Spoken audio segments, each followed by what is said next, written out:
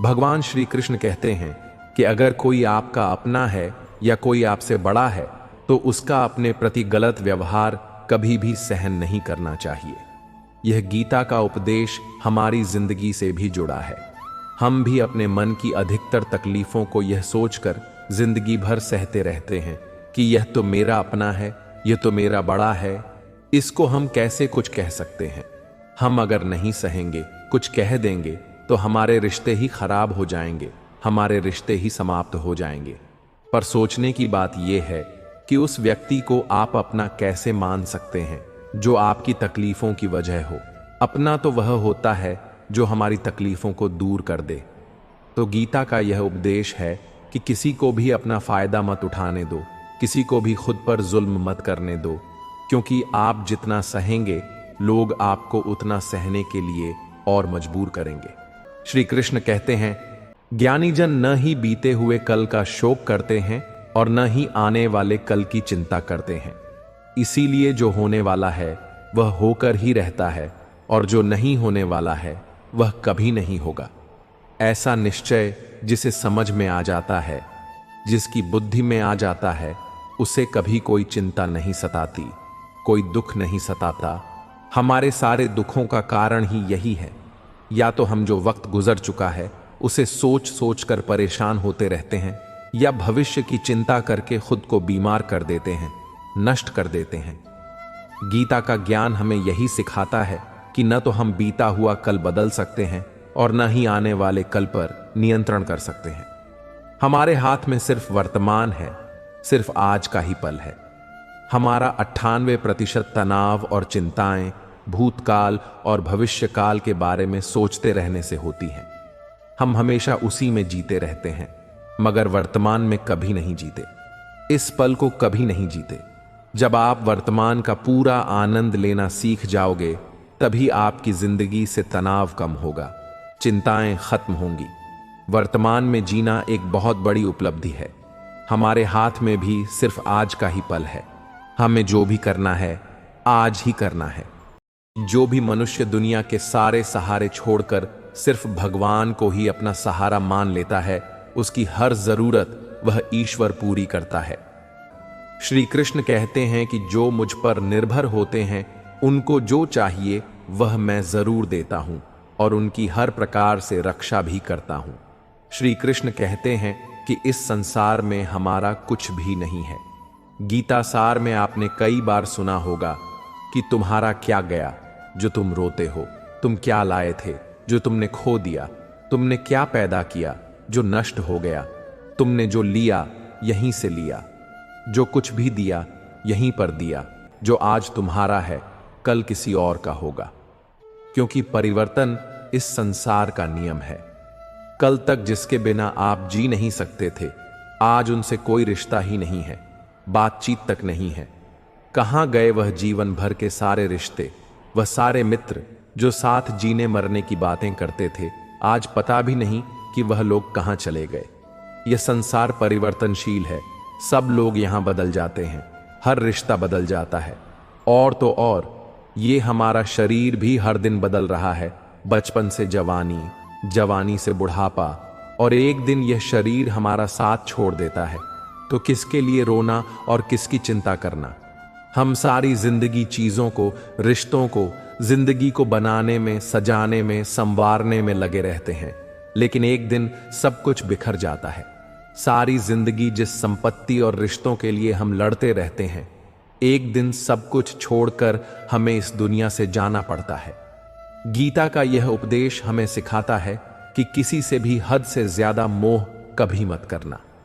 जीवन में किसी से भी हद से ज्यादा मोह करोगे तो जीवन भर पीड़ा का ही सामना करना पड़ेगा।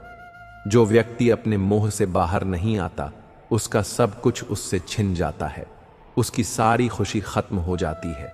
इसीलिए गीता का ज्ञान बार बार यही सिखाता है कि अपने मन के मोह को त्याग करके आप बलवान बनो, बुद्धिमान बनो, सत्य के दर्शन करो कि वास्तविकता क्या है, क्योंकि हमारा मोह हमें हमेशा झूठ ही दिखाता है, झूठ पर ही विश्वास दिलाता है और दिल में झूठी उम्मीदें जगाता है, और यही हमारे दुखों का सबसे बड़ा कारण है।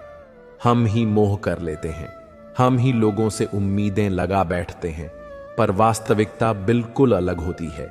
लोग वैसे नहीं होते जैसे हम मान लेते हैं, जैसा हम समझ लेते हैं, क्योंकि मोह के कारण हमें सच्चाई नहीं दिख पाती, लोगों का असली चेहरा नहीं दिख पाता। इसीलिए गीता का उपदेश हमें यह सिखाता है कि जीवन में अगर आनंद और प्रसन्नता से रहना है तो किसी में भी हद से ज्यादा मोह कभी मत करना। गीता में श्री कृष्ण कहते हैं कि इस दुनिया में अगर आए हो तो दुख तो मिलेगा ही मिलेगा, दुख से कभी घबराना मत, दुख से कभी डरना मत। श्री कृष्ण ने गीता में कहा है कि यह संसार दुखालय और अशाश्वत है, अर्थात यह संसार दुखों का घर है।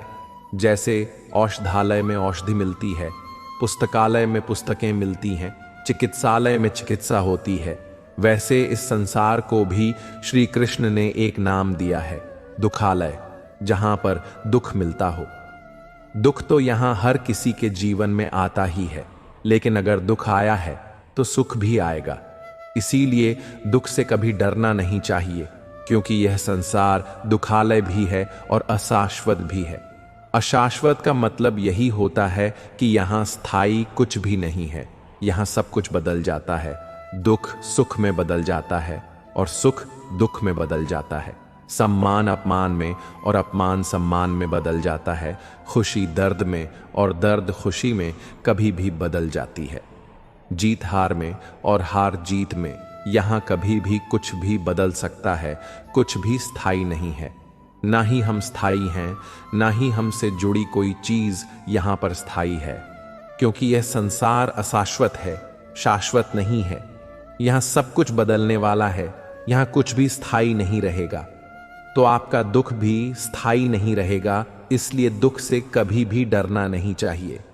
श्रीमद् भगवद गीता में भगवान श्री कृष्ण कहते हैं कि किसी से भी बहुत ज्यादा गहरा संबंध नहीं बनाना चाहिए। अगर तुम किसी भी परिस्थिति में संघर्ष कर रहे हो, अगर तुम्हें लगता है कि जिंदगी तुम्हें सिर्फ तकलीफें दे रही है, तो याद रखना, यह सब तुम्हें भीतर से मजबूत करने के लिए हो रहा है। जैसे ही तुम इन कठिन पल को स्वीकार कर लोगे, वैसे ही तुम देखोगे कि वे तुम्हें भीतर से एक नए रूप में ढाल रहे हैं। इसलिए अपने संघर्षों को देखकर दुखी मत हो, बल्कि यह सोचो कि यह समय तुम्हें किस तरह मजबूत बना रहा है, क्योंकि जब यह समय बीत जाएगा तो तुम पहले से कहीं ज्यादा मजबूत और आत्मनिर्भर बन चुके होंगे। यही जीवन का नियम है और यही श्री कृष्ण का संदेश। श्री कृष्ण कहते हैं, जीवन में हर सवाल का जवाब खोजना जरूरी नहीं होता। कुछ प्रश्न ऐसे होते हैं जिनका उत्तर हमें समय के साथ ही मिलता है, और कुछ सवाल ऐसे होते हैं जिनका कोई निश्चित उत्तर नहीं होता। जब हम हर चीज का जवाब ढूंढने लगते हैं तो हमारा मन बेचैन हो जाता है, और यही बेचैनी हमें दुख देती है। लेकिन जब हम सवालों को स्वीकार करना सीख जाते हैं तो मन को शांति मिलने लगती है। तुमने कभी आसमान को देखा है? जब बादल घने होते हैं तो हमें यह जानने की जल्दी होती है कि बारिश कब रुकेगी। लेकिन अगर हम बस बादलों को देखने का आनंद लें और यह स्वीकार कर लें कि बारिश अपनी मर्जी से आएगी और जाएगी, तो हमारा मन शांत हो जाता है। यही जीवन के सवालों के साथ भी होता है। अगर हम हर चीज को तुरंत समझने की कोशिश करेंगे तो हम अपने मन को और ज्यादा उलझा लेंगे। लेकिन जब हम जीवन की अनिश्चितताओं को स्वीकार करना सीख लेते हैं तो धीरे धीरे उत्तर खुद हमारे पास आने लगते हैं। हमारे जीवन में भी कई बार ऐसा होता है कि हम किसी घटना का कारण तुरंत जानना चाहते हैं। हम सोचते हैं कि क्यों ऐसा हुआ, या क्यों मेरे साथ ही यह हुआ। लेकिन हर सवाल का जवाब उसी समय नहीं मिलता। कभी कभी जीवन हमें इंतजार करना सिखाता है। अगर कोई किसान यह सवाल करने लगे कि बीज बोते ही पौधा क्यों नहीं उग रहा, तो वह परेशान हो जाएगा। लेकिन अगर वह धैर्य रखे और प्रकृति पर विश्वास करे तो एक दिन वही बीज एक सुंदर पेड़ में बदल जाएगा। हमारी तकलीफों और उलझनों का भी यही हाल होता है। अगर हम हर चीज का उत्तर पाने के लिए बेचैन हो जाए तो हम अपने मन की शांति खो देंगे। लेकिन अगर हम बस यह स्वीकार कर लें कि कुछ सवालों का उत्तर समय के साथ मिलेगा, तो हम भीतर से शांति का अनुभव करने लगेंगे। तुम्हें अपने जीवन में कोई भी कठिन सवाल परेशान कर रहा हो तो उसे जरूर सोचो, लेकिन जब तुम्हें जवाब ना मिले तो उसे जबरदस्ती खोजने की कोशिश मत करो। बस उसे स्वीकार करो और आगे बढ़ते रहो। जब सही समय आएगा तो उत्तर खुद तुम्हारे सामने आ जाएगा। यही श्री कृष्ण का संदेश है। हर सवाल का जवाब उसी पल खोजना जरूरी नहीं, बस जीवन की धारा को समझना और उसे स्वीकार करना ही सबसे बड़ी शांति है। श्री कृष्ण कहते हैं, शांति बाहर की दुनिया में नहीं बल्कि हमारे भी भीतर है। जब हम अपने मन में पुराने बोझ, पछतावे और नकारात्मक भावनाओं को पकड़े रहते हैं तो हम कभी सच्ची शांति महसूस नहीं कर सकते। लेकिन जब हम खुद को और दूसरों को माफ करना सीख जाते हैं तो मन हल्का हो जाता है और भीतर से एक असीम शांति का अनुभव होता है।